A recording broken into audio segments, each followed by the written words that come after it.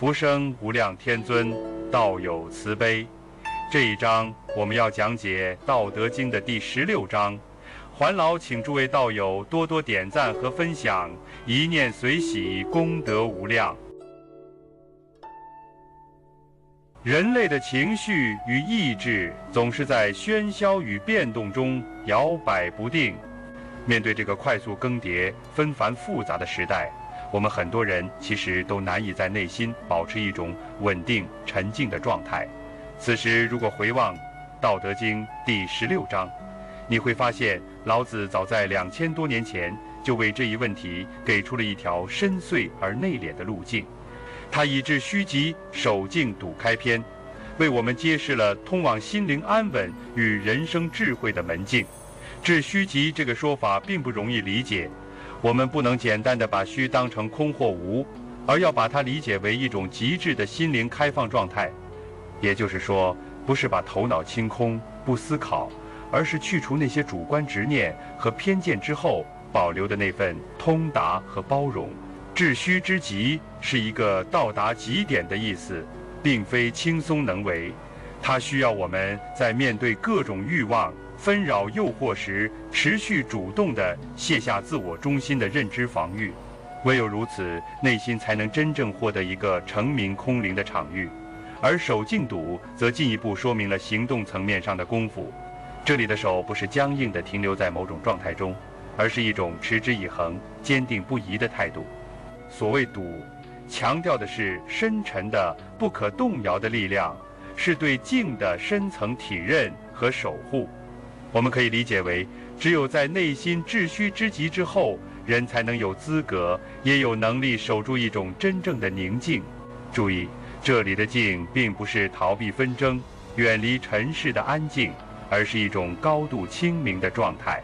在那种状态下，人不再被外物牵引，不再因为一时的成败得失而动荡，而是能够在千变万化中保持一种清醒和洞察的稳定感。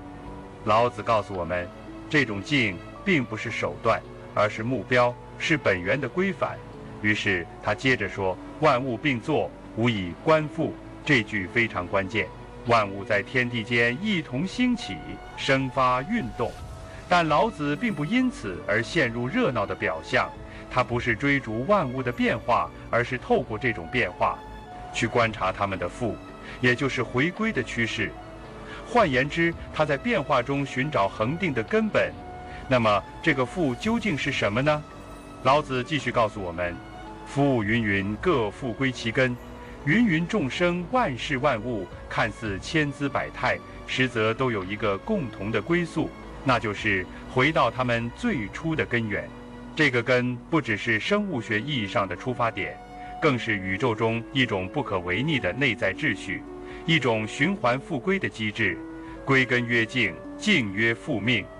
这句话把老子前面对静的讨论带入了生命哲学的层面。当万物经历繁盛之后，都要归根，而这个归根的过程本质上是一种静的表现。而静不仅是一种状态，更是一种对生命本质的复归。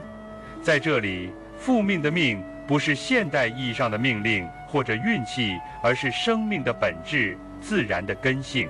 老子把复命定义为常，也就是恒常的道理。他说，复命曰常，知常曰明。一个人若能认知到这一点，生命的本质是复归，宇宙的秩序是循环，那么他才算真正拥有了智慧。这个明不是知识的积累，也不是经验的堆砌，而是一种深刻的通达，一种对自然法则的谦卑认知。我们可以看到，这种智慧并非来自人类的主观造作，而是源于对自然本身运行规律的关照。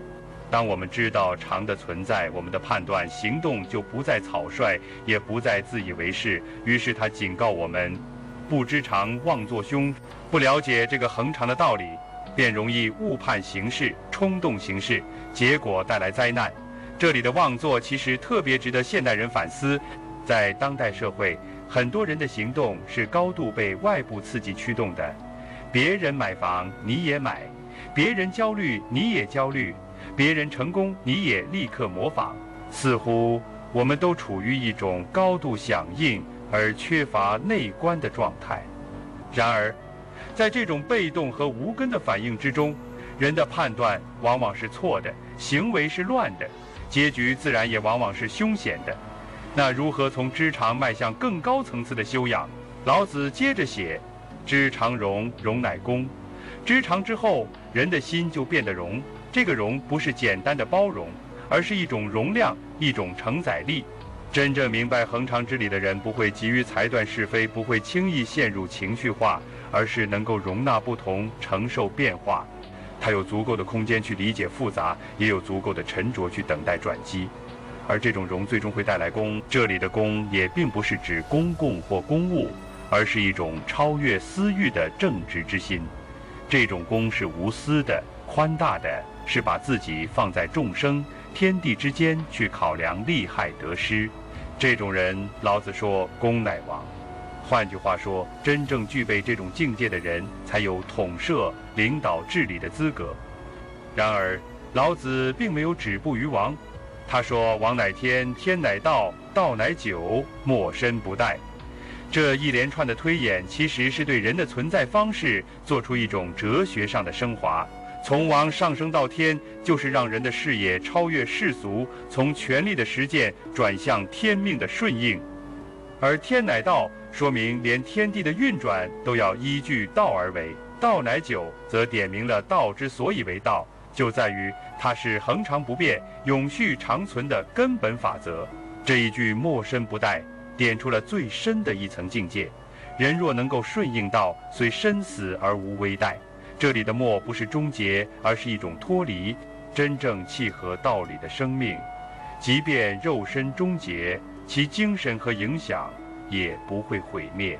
就像道的恒常一样，人的价值也不再以一生一死为计，而是以是否符合常道为标准。我们用现代化来理解第16章，其实构建了一种内在秩序的哲学系统。它的起点是虚和静，通过内观与洞察进入生命循环的本质认知，再由此延展出人的修养与社会角色的演进，最终推及到的永恒性。在这个过程中，我们看到的是一种从个体修为到宇宙秩序的整体观。那么，这样的思想在当代社会究竟有什么现实意义？我们可以试着结合几个场景来思考。首先，在情绪管理上，我们常常被教导要控制情绪，但没有人告诉我们如何致虚和守静。其实，这种控制并非压抑，而是基于对人生循环规律的深刻认知，明白起落无常，理解盛衰循环，我们就不会在高潮时狂喜，也不会在低谷时崩溃。其次，在社会关系中，我们容易被争斗、比所驱动，但如果有了知常容的心态，我们就更容易以一种平和、稳重的方式看待冲突。在职场上，这种容体现为对多元意见的接纳；在人际关系中，它是一种不轻易评判、不被表象遮蔽的耐心。再者，在社会治理与公共领导中，若没有公的精神，权力就极易被私欲腐蚀。我们今天讲的公共伦理、服务型政府等概念，其实都可以在公乃王这一命题下找到更深层的理论根基。真正的治理者，不应是操作技术的专家，而应是顺应道的明者。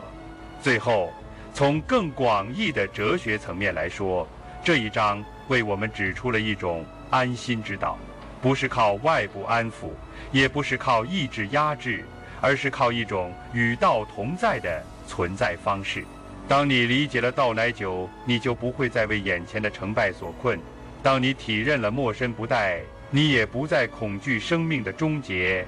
至此，我们可以说，第16章不仅仅是一章论静的文本，它其实是《道德经》中将个人修养、宇宙观、生命哲学和社会伦理融为一体的典范之一。它让我们看到，一个真正理解常道的人，可以如何从内心建立秩序，再把这种秩序扩展至社会与天地。那么问题来了，如果说静是回归本源的入口，那么下一个问题是，我们如何在这个嘈杂的世界中辨别什么是可遇的，什么是应该舍弃的？换句话说，我们如何在现实的欲望与本质的安宁之间做出选择？这就是第17章要带我们继续探索的方向。欢迎在评论区分享你的感悟。道德经的智慧应该被更多人看见。关注频道，我们下期再见。